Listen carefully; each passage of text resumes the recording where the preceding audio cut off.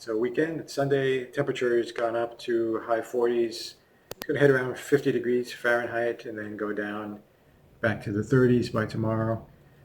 This is a tricky time for me. My wardrobe, I don't really have much of a transitional wardrobe. I have a lot of nice winter things when the weather's cold, 40s and below. I have a lot of nice warm weather stuff. But when it comes to that in-between transitional period, it's probably the weakest part of my wardrobe. So I'm still going to wear something that's kind of wintry. I would try it on an outfit that was more spring-like, but it seemed premature since it's still quite cloudy out. There's still snow on the ground. It's melting off, but it's still slushy and snowy, so it doesn't look right to wear bright spring colors or pastels at this time.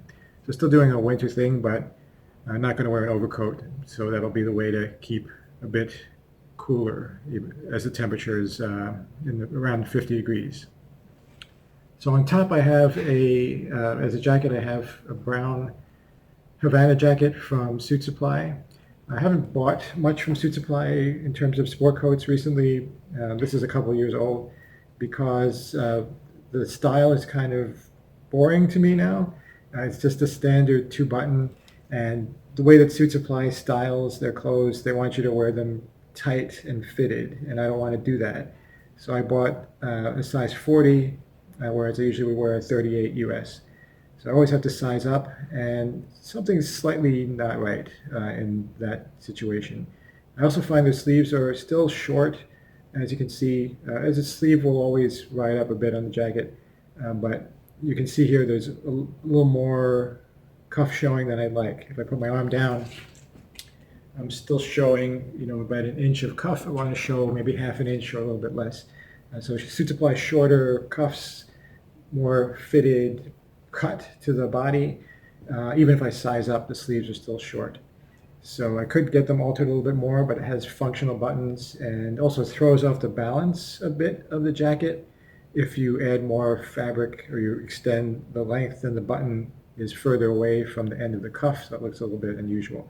So anyway, I still like it because it's a brown flannel. It has touches of green in it, touches of gray, a little bit more green than I'd like, kind of like a pure brown, if there's such a thing, a mid-brown, not too red, not too green.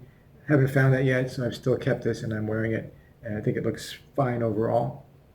Below that I have a Shirtonomy off-white cream cashmere, I think it's what it's called. It has some cashmere in it. It's not 100% cashmere. It's mostly cotton. I think it has between 4 and 10% cashmere, probably 5%-ish. But just saying that it's cashmere may be nice, and it also has it has a soft feel.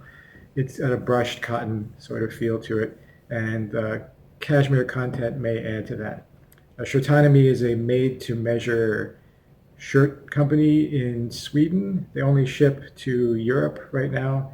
So you either have to have a proxy in Europe who can send this to you, or you can pick it up when you visit there. If you take trips to Europe, well, not during COVID, but before COVID, and hopefully after, you can have it shipped to your hotel or something like that. And I got this over a year ago when we took a trip to Britain and had it delivered to the hotel.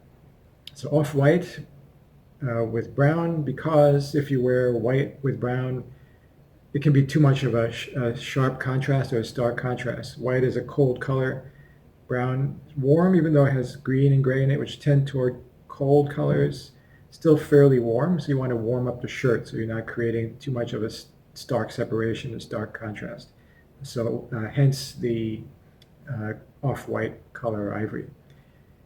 The collar is what they call their turn-down collar. I've been taking a liking recently to large collars with larger tips, and this one is an example of that. You see how large that is. I don't know if it looks good if you don't have a jacket on, but with a jacket, maybe with a button open, it looks really nice. And you could even close this button up if you want to be more conservative and do it that way.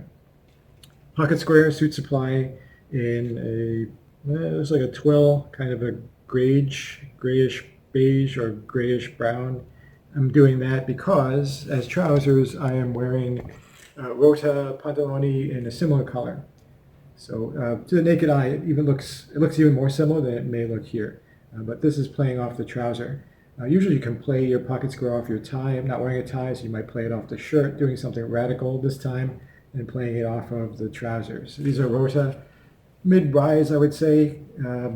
Could be higher, but mid to high rise, and no belt loops. It's a button adjuster. Actually, usually prefer um, buckle adjusters. These are button adjusters. Don't really use the adjustment, but flat front, wool flannel from Rota, sold by Rose and Bourne. These are also maybe 3 years old or more.